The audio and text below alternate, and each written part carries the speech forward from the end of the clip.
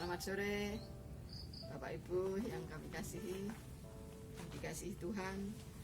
Kembali kita akan belajar firman Tuhan melalui pelajaran sekolah Sabat yang pada saat ini tiba pada pelajaran yang ketujuh yang berjudul Perjanjian dengan Abraham. Akan saya bawakan cuplikan pelajaran-pelajaran beberapa hari yang lalu. Ada beberapa poin diantaranya. Pertama, Tuhan tahu betapa Abraham prihatin karena tidak mempunyai ahli waris. Sehingga Tuhan berfirman bahwa dia akan mempunyai seorang putra yang merupakan anak kandungnya. Dan Abraham percaya. Dan anaknya akan menjadi silsilah Raja Mesianik. Juga masalah upacara pengorbanan menunjuk pada kematian Kristus untuk orang-orang berdosa.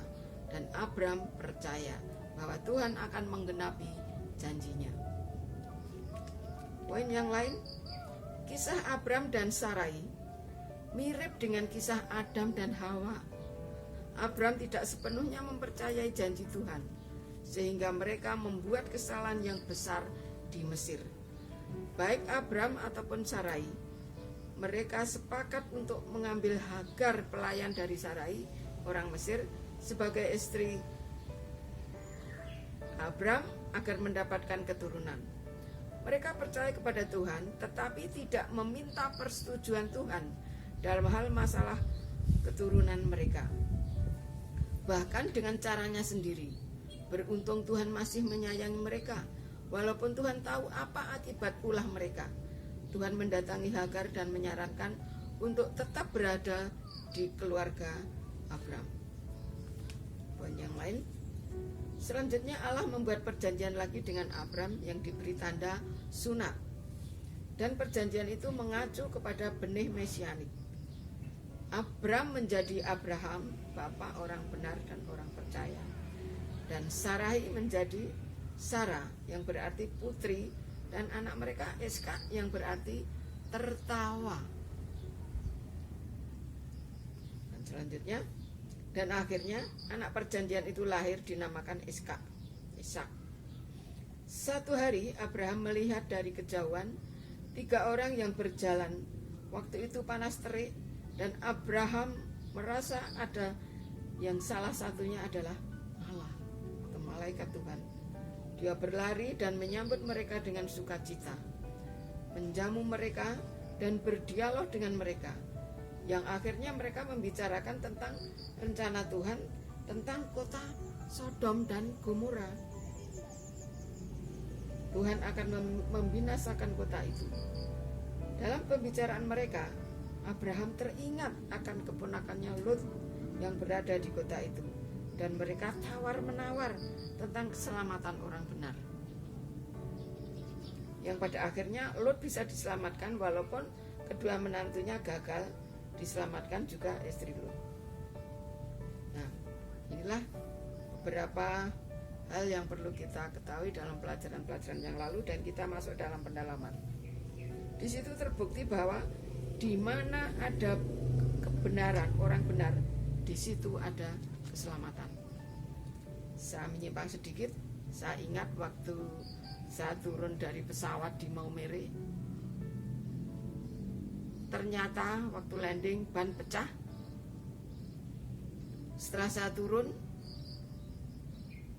dijemput oleh menantu saya, pendeta Keban, dan dia bilang, "Mama, selamat, Mama selamat. Di mana ada satu orang benar, di situ ada keselamatan." Saya ingat ini, pelajaran ini luar biasa. Akhirnya mereka berdialog. Mereka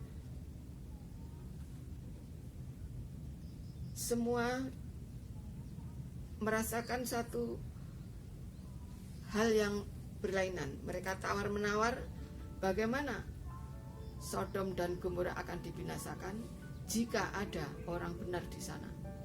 Sehingga akhirnya mereka tawar-menawar, akhirnya dengan ada 10 orang benar di sana, Tuhan menyanggupi untuk menyelamatkan mereka.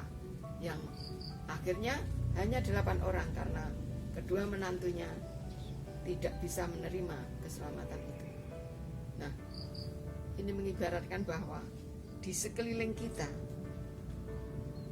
adalah jiwa-jiwa, banyak jiwa-jiwa yang sedang menuju kepada kehancuran.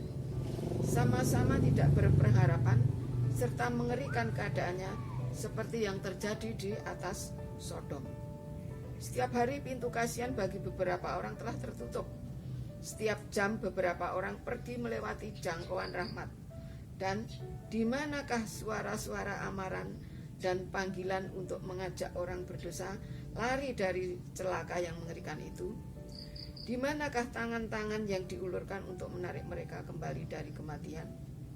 Di manakah mereka yang dengan rendah hati dan dengan iman yang teguh memohon kepada Allah bagi orang-orang yang berdosa? Roh Abraham adalah roh Kristus. Anak Allah itu sendiri adalah pengantara yang agung demi kepentingan orang-orang berdosa. Ia yang telah membayar harga tebusannya mengetahui berapa nilai jiwa seorang manusia. Luar biasa, pelajaran ini perlu kita renungkan, di mana di sekeliling kita banyak orang-orang yang berjalan menuju maut atau menuju kematian. Pada pagi hari tadi saja saya mendengar bahwa di salah satu daerah di sekitar Solo ini ada 3 orang bersama-sama satu hari gantung diri. Inilah satu keadaan yang luar biasa, keadaan umat manusia yang sebenarnya.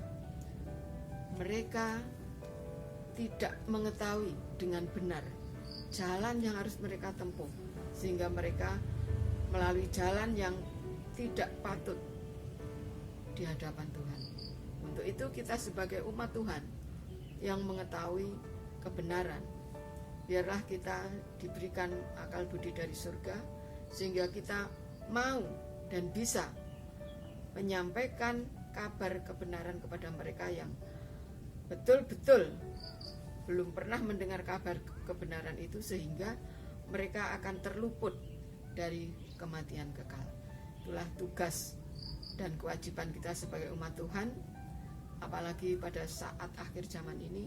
Betul-betul kita dituntut untuk melakukan satu hal yang patut di hadapan Tuhan, yaitu menjadi saksi bagi Kristus, menjadi saksi bagi kebenaran, sehingga orang-orang bisa mendengar dan menjalankan apa yang harus dijalankan dalam kehidupan ini. Inilah satu pelajaran yang perlu kita renungkan, di mana kita sebagai saksi-saksi Tuhan, kita harus berani menyampaikan hal-hal yang benar, supaya mereka pun bisa diselamatkan sebagaimana umat-umat Tuhan diselamatkan. Tuhan memberkati kita semua. Amin.